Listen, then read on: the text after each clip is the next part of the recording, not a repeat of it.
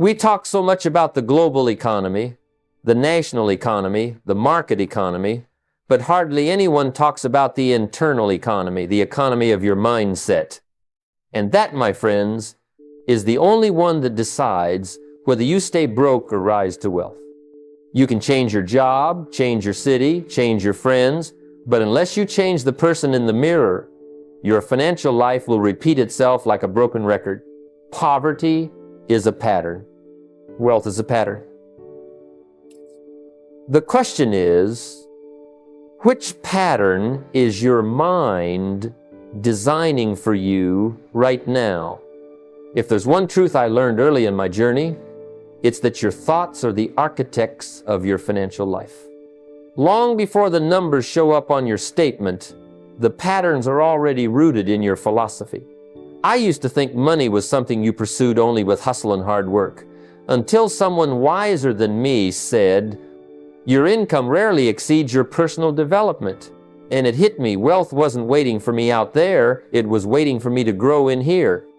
I discovered that poverty begins in the mind long before it appears in a bank account, and prosperity does too. If you think small, you live small. If you think fear, you act fear. If you think lack, you attract lack. But if you think growth, possibility, and responsibility, life has a way of rewarding that mindset with opportunities aligned to those thoughts. I remember sitting in my small apartment years ago, frustrated, broke, wondering why nothing was changing, and someone handed me a simple question that changed everything. What belief is keeping you here? I had never stopped long enough to ask, so I wrote down every belief I held about money, half of which didn't even belong to me. They were borrowed from family, from culture, from old experiences. I realized I had adopted beliefs like people like us don't get rich, and money is too hard to earn, and even maybe wealth just isn't for me. Imagine trying to build a fortune on that foundation. It's like planting seeds of oak trees and expecting roses to grow. Life doesn't work that way.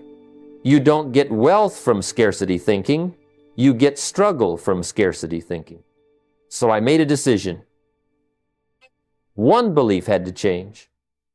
Not 10, not all at once, just one. I chose the belief that wealth was possible for me if I became the person capable of achieving it. And I repeated it every morning until it felt less like a wish and more like truth. It didn't change my bank account overnight, but it changed my energy, my choices, my ambition. I started reading instead of complaining, saving instead of spending, learning instead of assuming. Slowly, my thoughts shifted from I can't to I can, and from I don't know how to I'll learn how. And with every shift, my finances mirrored the change. Your thoughts are sending instructions to your future right now. If you send instructions of doubt, your future will deliver very little. But if you send instructions of belief, discipline, growth, and responsibility, your future has no choice but to rise to meet them. So ask yourself today, what belief about money is holding you back? Identify it, challenge it, replace it with something that empowers your future instead of limiting it. Repeat it daily until your mind accepts it, until your actions reflect it, until your results prove it. Because once your thoughts rise, your life can't help but rise with them. If you've ever wondered why your income seems stuck at a certain level, or why your dreams feel heavier around certain people, you must understand something fundamental. Your environment is silently shaping your financial destiny. I learned long ago that you become the average of the 5 people you spend the most time with, not by intention, but by absorption. Their habits rub off, their expectations settle into your thinking, their conversations become the soundtrack to your behavior. And over time, without ever noticing it, you start earning like them, dreaming like them, expecting like them. If they talk scarcity, you begin to shrink your vision.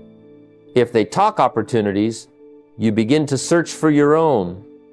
Your associations shape your expectations, and your expectations shape your results. I remember when I was young, sitting around with a group of friends who talked endlessly about what they didn't have, what they couldn't do, and how the world was unfair. Have you ever sat in a circle like that? Everyone frustrated, but nobody growing? That environment drained ambition like a leak in a bucket. I didn't notice it at first. But every day I left those conversations feeling a little more hopeless, a little more convinced my future wouldn't be much different from my present. One day a mentor looked at me and said, "You don't have a money problem, you have a circle problem." That was the first time I understood the connection between my environment and my earnings. So I decided to audit my circle, not to judge anyone, but to evaluate the direction they were pushing my life. Who inspired me? Who challenged me? Who made me think bigger? And who kept pulling me into the same old complaints, the same old thinking, the same old limitations? It wasn't easy realizing that some people I loved weren't good for my future, but it was necessary. Because you can't expect to grow while living in an environment that encourages you to stay the same. As I reduced time with the negative influences, something interesting happened. Space opened up, space for new voices, new ideas, new mentors. I found people who read books, who talked about building assets, who made decisions based on vision instead of impulse. And when I listened to them, my thinking rose, my standards rose, my habits rose. And eventually, my income rose to match them. Not by magic, but by association. You hang around 5 disciplined people, you become the 6th. You hang around 5 broke thinkers, you become the 6th. Life doesn't play favorites. It simply reflects your environment back at you. So today I encourage you to do the same audit I once did. Look closely at who you spend your time with. If someone drains your ambition, limit the influence and make room for at least one mentor who challenges your thinking, pushes your potential, and refuses to let you settle. Because when your environment rises, your future follows. One of the most expensive habits a person can carry is the habit of making excuses. Because excuses don't just steal opportunities, they slowly drain your future. Over the years, I discovered something powerful. Every excuse you cling to has a dollar amount attached to it. It costs you promotions. It costs you skills you never learn. It costs you doors you never open.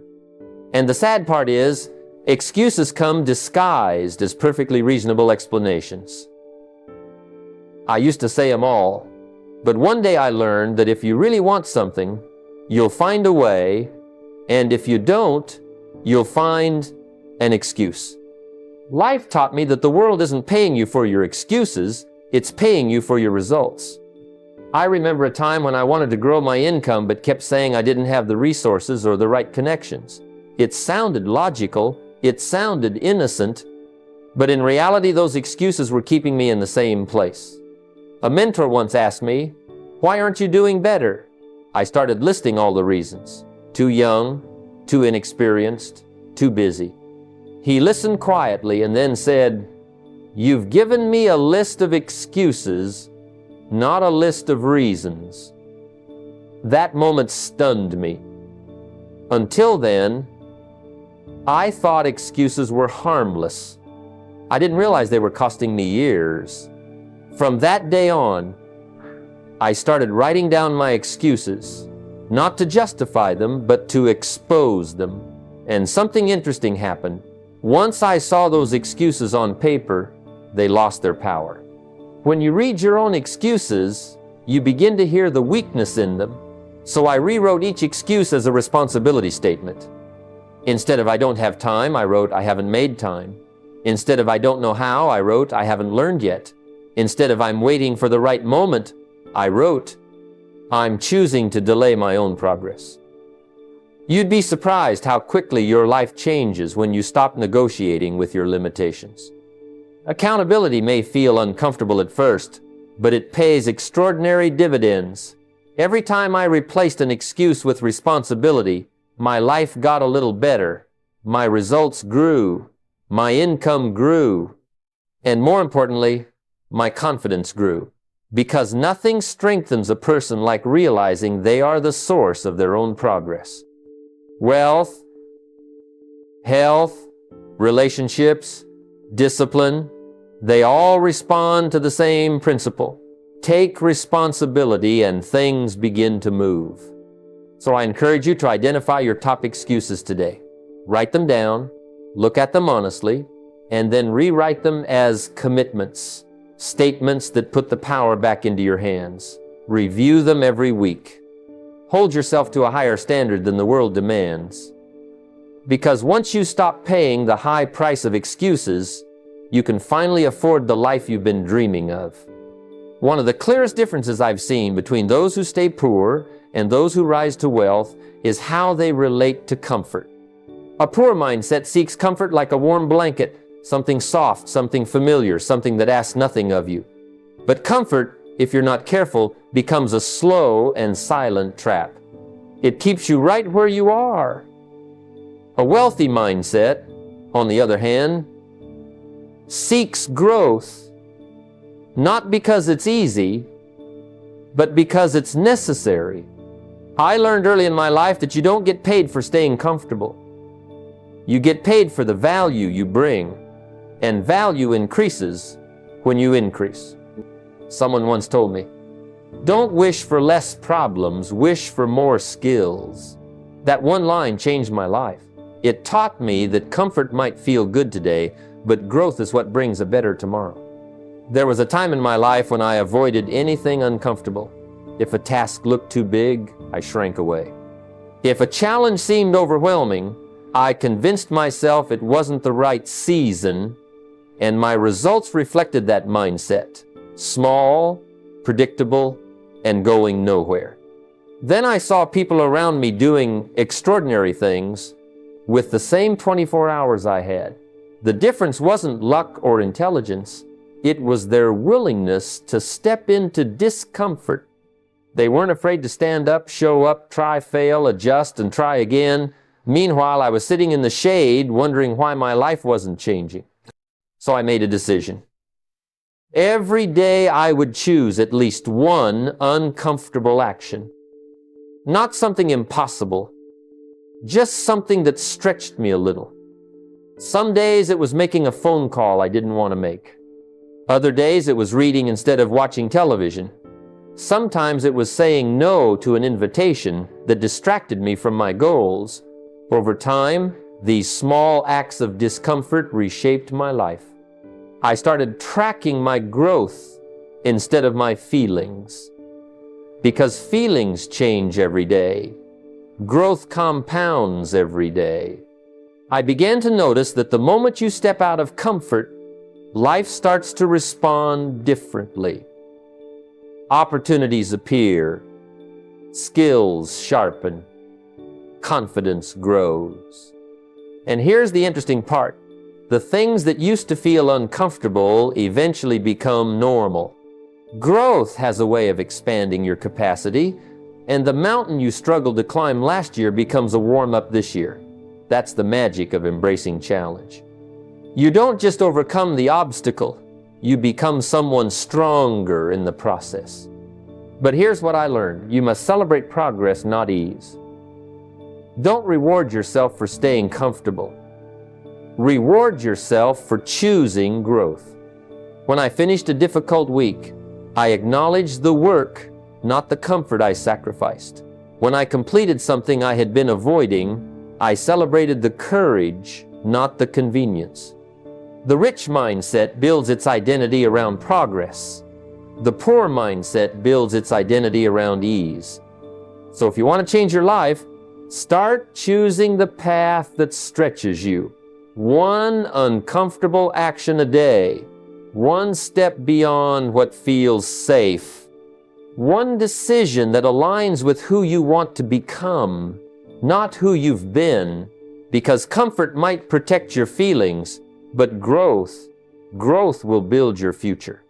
Here is your exact 500-word expansion, written naturally in Jim Rohn style, conversational, flowing, and without headings. One of the greatest misunderstandings I see in people struggling financially is that they believe income is the answer. They chase higher paychecks, new jobs, quick promotions, and better salaries, never realizing that income is only the surface of the real issue. The deeper truth is simple. You don't get paid for time, you get paid for the value you bring to the marketplace.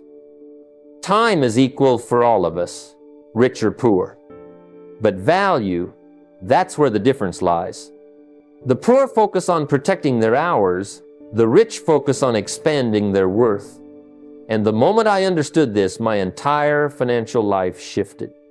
There was a time when I wanted more money without becoming more valuable. I wanted the marketplace to be generous without giving it a reason to be. And life kept telling me, that's not how it works. If you want to earn more, you must become more. Money is simply a mirror reflecting value. When I was earning little, it wasn't because opportunity was small, it was because my value was small. And once I accepted that truth, it pushed me into a different way of living. I stopped asking, how can I make more income? And started asking, how can I make myself more valuable? That question changed everything. Value comes from skill, wisdom, creativity, reliability, and refinement. It comes from becoming someone the marketplace trusts, respects, and needs. I remember meeting someone who earned 10 times what I earned, yet he had the same 24 hours, the same city, the same opportunities. The difference wasn't luck, it was the set of skills he carried. He read more, practiced more, studied more, and stretched more. He wasn't paid more because he worked harder, he was paid more because he was more. That realization shook me awake. I realized I needed to increase my value before I ever asked life to increase my income. So I began a simple practice. Every quarter I committed to learning one new skill. Not 10, not 20, just one. Something that made me more valuable in the marketplace. Sometimes it was communication, sometimes sales, sometimes leadership, sometimes financial literacy. Skills pay more than wishes. Every new skill stacked on top of the last one, and before long, opportunities increased without me begging for them. I didn't have to chase income, income started chasing me. Before asking for more money, I made sure I had earned the right to ask. I improved my results. I improved my reliability. I improved my service. That became my advantage. The marketplace rewards the valuable, not the needy. They are modeling excellence, and excellence is always rewarded. So if you want to change your income, stop focusing on the paycheck. Focus on the person earning it. Become more valuable, and life has no choice but to pay you more. One of the biggest traps I see people fall into is scarcity thinking. They walk through life as if the world has only a limited amount of money, opportunity, or success, and that every gain someone else makes is somehow a loss to them. This mentality is silent, insidious, and it keeps people broke far longer than any external circumstance ever could. You see, you can't win with a loser's philosophy. Scarcity tells you there's not enough, while abundance whispers there's always a way. And your financial life will always reflect the philosophy you adopt in your mind. I remember when I first started working and living paycheck to paycheck. Every unexpected expense felt like a disaster. Every missed opportunity felt like the world was against me. I was living under the spell of scarcity, and it limited my vision. I thought wealth was for other people, not me. But one day, a mentor asked me, "Are you seeing the world as a place of lack or a place of opportunity?" That question shook me because I realized my thinking was keeping me poor far more than any circumstance. It was a mental cage, and the key to freedom was unlocking it. The moment I began to think in terms of abundance, everything changed. Instead of panicking over a bill, I started asking, what can I create or earn from this situation? Every challenge became a lesson, every setback a springboard. Scarcity had trained me to see walls, but abundance trained me to see doors. I began listing opportunities hidden in every financial challenge. One small habit, practiced daily, multiplied my results. When a bill came unexpectedly, instead of despairing, I would ask myself, what 3 possibilities does this situation present? Maybe it was a chance to negotiate, maybe a chance to learn a new skill, maybe a chance to help someone else and build a relationship. Seeing opportunities rewired my thinking. Generosity became another tool in breaking scarcity. Even giving a little when it seemed I had nothing shifted my perspective. Scarcity says, hold tight, while abundance says, share and more will return. I discovered that when I gave, doors opened in ways I could not have predicted. Opportunities, ideas, and even income began flowing in unexpected ways. I also made it a habit to study stories of wealth creation. I read about people who started with nothing and ended with fortune, and I noticed a pattern. They all thought abundantly. They focused on solutions, not limitations, on possibilities, not fear. Scarcity thinking keeps you chained to survival. Abundance thinking sets you free to create. And the first step is always in your mind. Decide today that there is enough for you. Look for opportunities where others see obstacles. Give even when it feels risky. Study those who have grown rich from humble beginnings. Train your mind to see possibilities, and your finances will follow naturally. One of the clearest divides between those who struggle financially and those who thrive is how they use their time and energy. The poor mindset consumes, while the rich mindset creates. Consumption is easy, comfortable, and seductive. It feels like rest, but too often it's a slow drain on our potential. Television, social media, endless scrolling, impulse buying, these activities give the illusion of satisfaction, yet they rarely produce anything that grows your life or your wealth. Creation, on the other hand, multiplies. The act of building, whether it's a skill, a product, a business, or even an idea, compounds over time in ways that consumption never can. The major key to a better future is you and how you choose to spend your hours. I remember when I first began taking control of my time. I was like many people, absorbing endless entertainment and chasing the comfort of distraction. I would finish a day feeling tired and empty, wondering why progress seemed so slow. One day, I made a conscious decision. For every hour I spent consuming, I would spend at least 1 creating. It started small, just writing a plan, taking notes, reading, with a purpose. Soon, I was producing small ideas, small actions, and it felt empowering. The difference wasn't just in my output, it was in my mindset. Creating turned my attention outward, toward value, growth, and opportunity, while consumption had kept it inward, toward boredom, envy, or passivity.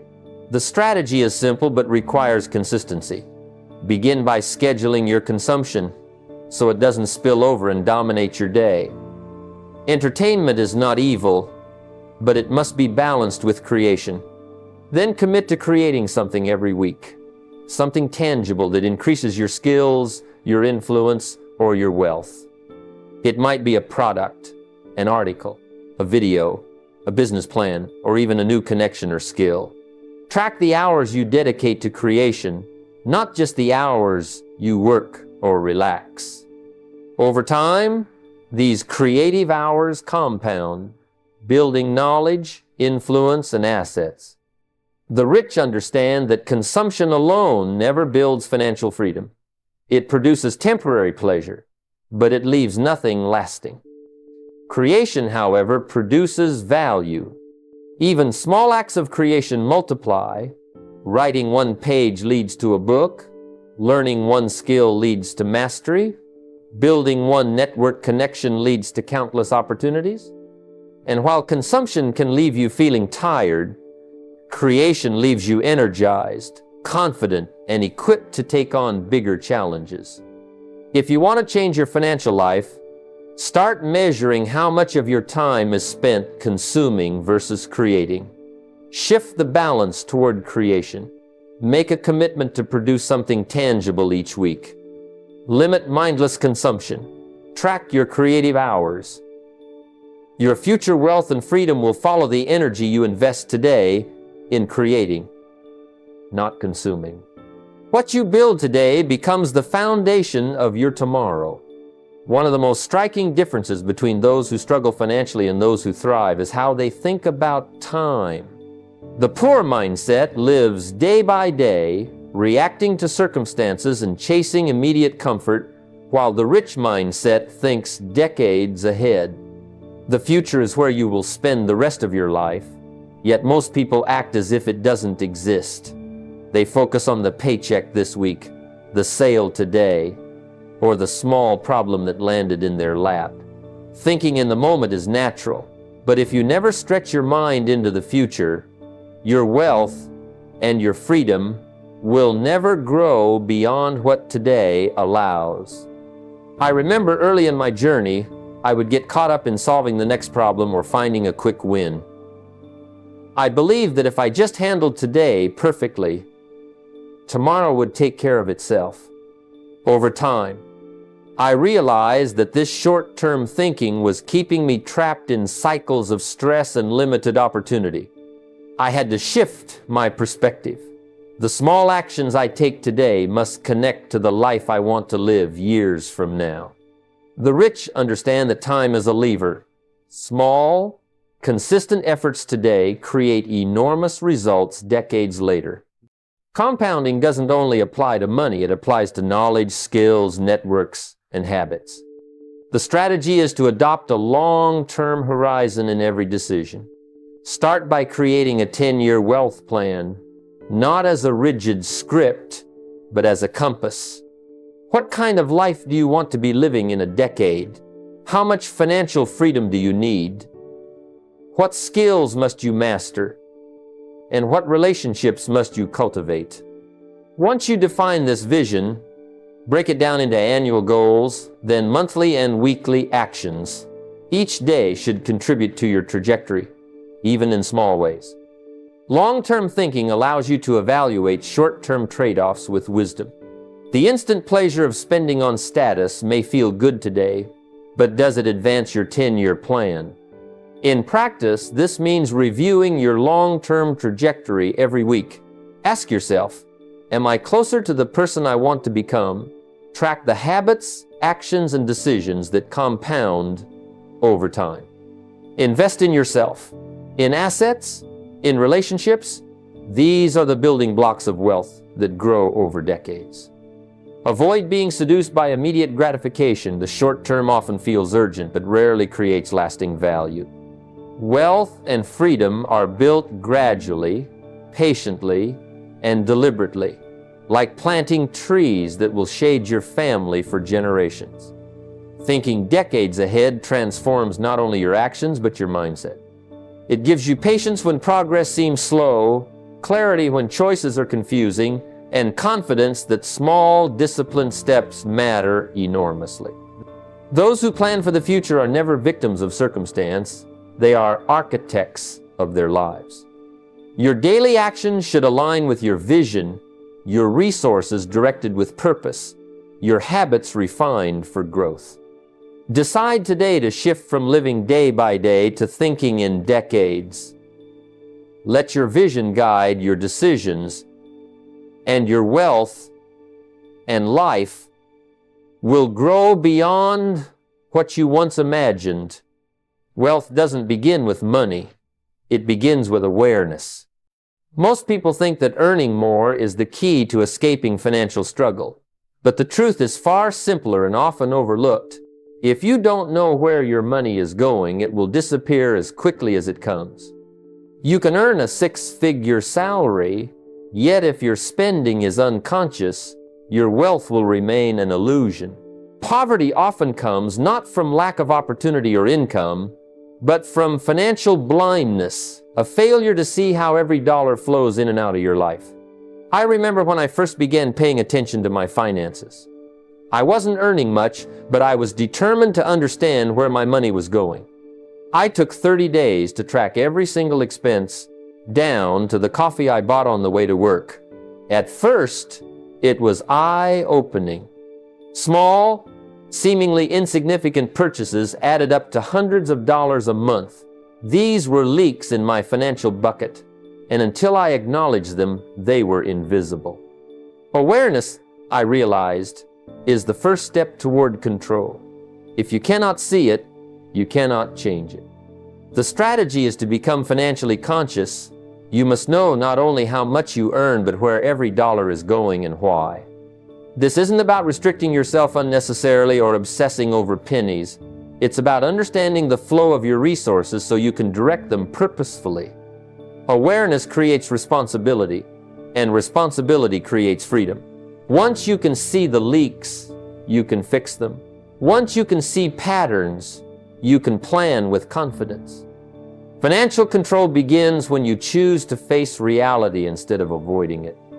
In practical terms, start by tracking every dollar for at least 30 days. Write it down or use an app, whatever ensures you see the reality of your cash flow, identify the leaks, and eliminate them. That daily snack, that subscription you forgot about, those impulsive online purchases, they all add up. Then, create a simple budget, one you can actually follow. Don't make it overly complicated. The goal isn't perfection, it's awareness and action. This budget becomes your blueprint, your tool to decide what is necessary, what is optional, and what can be invested for your future. Once you practice this, you'll notice a transformation. Every dollar now has purpose. You stop being a passive participant in your finances and become the conductor of your own symphony. Awareness leads to wise decisions, and wise decisions compound into wealth. Remember, income alone never creates financial freedom. What creates freedom is conscious control over what you earn and how you use it. Start today by seeing where your money truly goes. Face your financial reality without judgment, and you will have taken the first step toward wealth. Awareness is the foundation. Every dollar you direct with intention builds the life you want. Wealth begins in the person, not the bank account. If you want more, you must become more. This is the principle that separates the wealthy from the majority who struggle despite earning well. I've seen it time and again.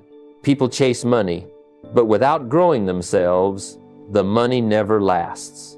It slips through their fingers, leaving them frustrated and exhausted. Money is a reflection of personal development. Your skills, mindset, discipline, and vision directly determine how much value you can provide, and value is what earns money.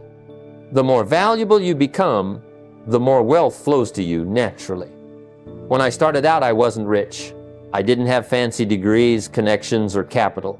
What I did have was a willingness to learn and grow. I invested in books, seminars, and mentors. I studied the habits of successful people. I dedicated time daily to developing my mind and character. I learned that growth isn't optional. If you want financial freedom, it's essential. Skills, wisdom, and discipline compound over time, just like money. And when they do, they create a foundation that supports lasting wealth. The strategy is clear. Invest in yourself before obsessing over income or assets. Focus on becoming more capable, knowledgeable, and resourceful. Skills produce opportunities. Opportunities produce income. Income produces wealth. Without self-growth, even a high salary or large inheritance can be wasted. Conversely, when you expand your abilities and mindset, you not only increase your earning potential, you also learn to manage and multiply that wealth effectively. Personal development is the soil in which money grows. Practically, this means committing to deliberate self-growth every single day. Invest in courses, coaching, and mastery of your craft. Choose to spend more time learning than scrolling through social media or entertainment. Dedicate even 30 minutes a day to reading, practicing, or reflecting on how to improve. Track your progress monthly. Write down new skills acquired, insights gained, and opportunities leveraged. Make growth measurable and intentional, just as you would your finances. I've often reminded people that time spent growing yourself always pays back more than time spent chasing quick cash. Early in my career, I saved modestly and invested in my mind rather than lifestyle. Those hours reading, practicing, and learning became my compounding asset. They created opportunities that a paycheck alone never could. Personal growth multiplies every other effort in life, including wealth. So, if you want to grow wealth, grow yourself first, expand your skills, deepen your knowledge, and strengthen your discipline. Money will follow naturally, but without you growing, it cannot. Your future financial freedom is rooted in the person you decide to become today. Wealth never grows in the comfort zone. Everything you want, freedom, financial independence, influence, is just outside the space where you feel safe. I have observed it countless times. The people who play it safe, who cling to comfort, rarely achieve lasting success. Comfort is seductive. It whispers, "Stay here, it's enough." And while it may feel good in the moment, it is also the anchor that keeps dreams from taking flight. Courage, not comfort, is the currency of wealth. Early in my life, I faced opportunities that were uncomfortable. I didn't have money, I didn't have influence, and I didn't always feel ready. Selling products, meeting new people, and taking chances in unfamiliar arenas felt risky. Yet I discovered a simple truth. Discomfort is the training ground for growth. Each time I pushed through fear, I learned something valuable about people, about money, about myself.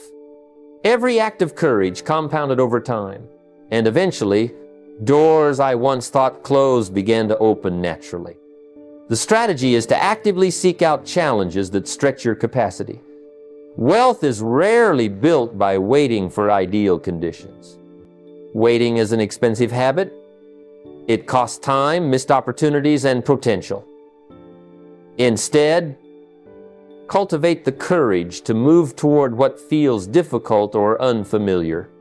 Step into conversations, ventures, or investments that intimidate you. Each time you confront discomfort, you increase your confidence and expand your earning potential. Courage creates momentum where comfort creates stagnation. Practically, this requires daily action.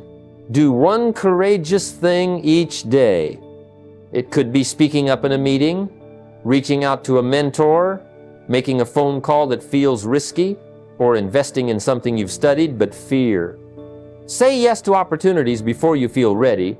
Action often precedes confidence. Push past fear by taking micro risks weekly. Small steps of courage accumulate into giant leaps of progress over time. Review your progress and recognize each act of bravery, because courage is reinforced by reflection. I remember when I started selling and speaking in front of strangers. At first, my heart raced, my hands shook, and I doubted every word.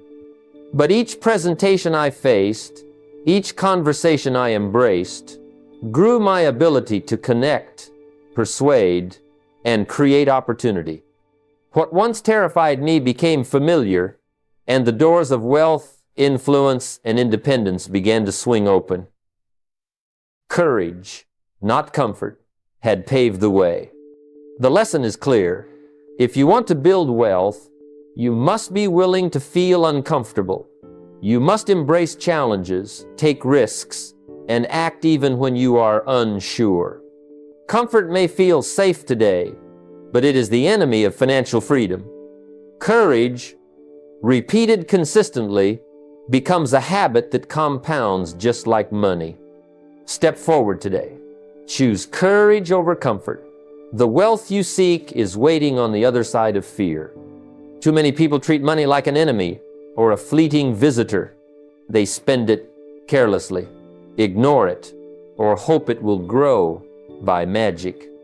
True wealth, however, begins when you treat money as a partner, a trusted ally that works for you if you guide it wisely. Your money is not just a tool, it is a silent collaborator in your journey toward freedom. They take the time to understand how money works and put it to work systematically. When I first started out, I didn't know much about managing money.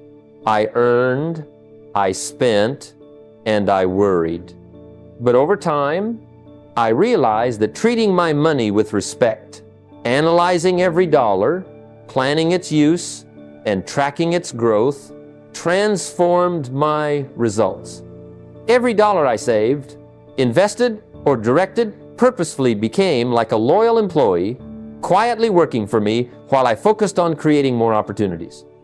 Treating money as a business partner changes your mindset. You stop thinking emotionally and start thinking strategically. The strategy is simple. Give every dollar a job. Just as a business assigns roles and responsibilities to employees, you must assign purpose to every bit of your money. Some dollars are for living expenses, some for growth, some for giving, and some for investing in assets that generate more dollars. When every dollar has a role, waste diminishes and financial clarity grows. You stop wondering where your money went because every dollar is accounted for and working toward a goal. Practically, this requires discipline and routine. Set a weekly money meeting with yourself. Review what came in, what went out, and what has been invested. Look at returns and losses honestly, and adjust your plan to improve outcomes. Track the results like a business owner tracks revenue and expenses. This is not about obsessing over pennies. It's about creating a system of awareness and accountability that turns casual income into purposeful growth. I remember one month early in my career when I began tracking every dollar. It was shocking to see how much slipped through unnoticed. And I realized that unmonitored money doesn't stay, it disappears. From that day on, I made it a habit to plan every expense, prioritize savings, and invest wisely. Over time, what seemed like small adjustments multiplied. My money became a partner, and I became the manager of a growing enterprise even before I had employees or a large business. The lesson is simple. Treat money with respect, study it, and direct it purposefully. Ignore it, and it will vanish. In building wealth, discipline in handling your money is just as important as earning it. Make your dollars work for you, assign them roles, track them carefully, and watch them grow silently, steadily, and reliably. Treat money like a partner, and it will repay your respect with growth, opportunity, and freedom. Too often, people focus only on strategy. They read books, attend seminars, or follow systems. But when the inevitable storms hit, their carefully laid plans crumble. Wealth is not just about knowing the right moves. It's about having the strength to see them through when life gets difficult. The rich understand that strategy alone will not carry them.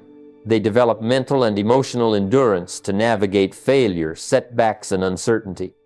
Strength under pressure is the invisible force that turns knowledge into action and opportunity into lasting wealth.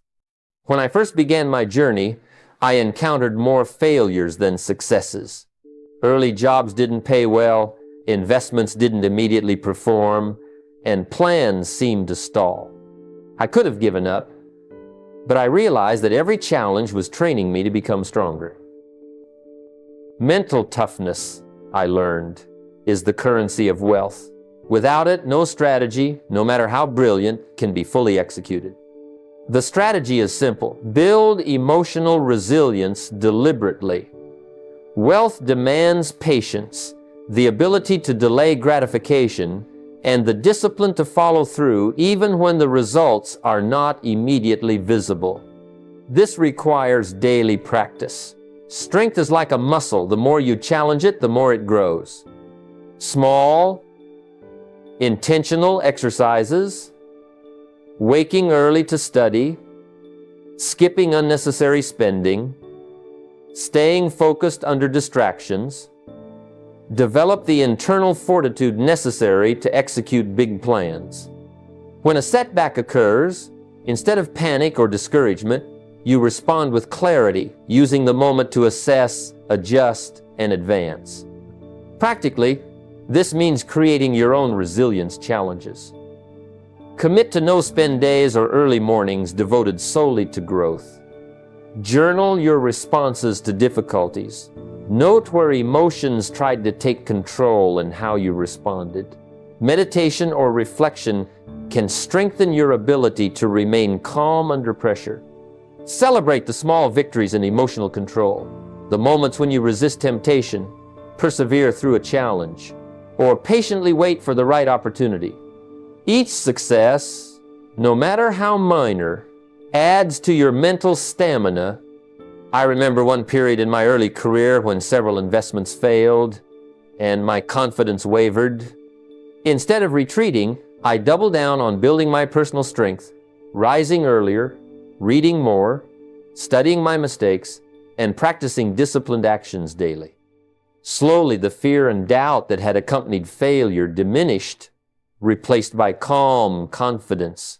Opportunities began to appear not because luck changed, but because I was now strong enough to take them. My mind had been conditioned to endure, to adapt, and to persist. Wealth is not just created in spreadsheets, strategies, or bank accounts. It is forged in the mind. Every setback is a test of strength. Every challenge is a chance to build resilience. When you focus on building mental and emotional endurance, strategy becomes effective, and opportunities that once intimidated you now feel conquerable. The richer you grow mentally, the easier it is to execute any strategy with precision and persistence. Build strength, not just strategy, and you will find that wealth follows naturally, quietly, and reliably.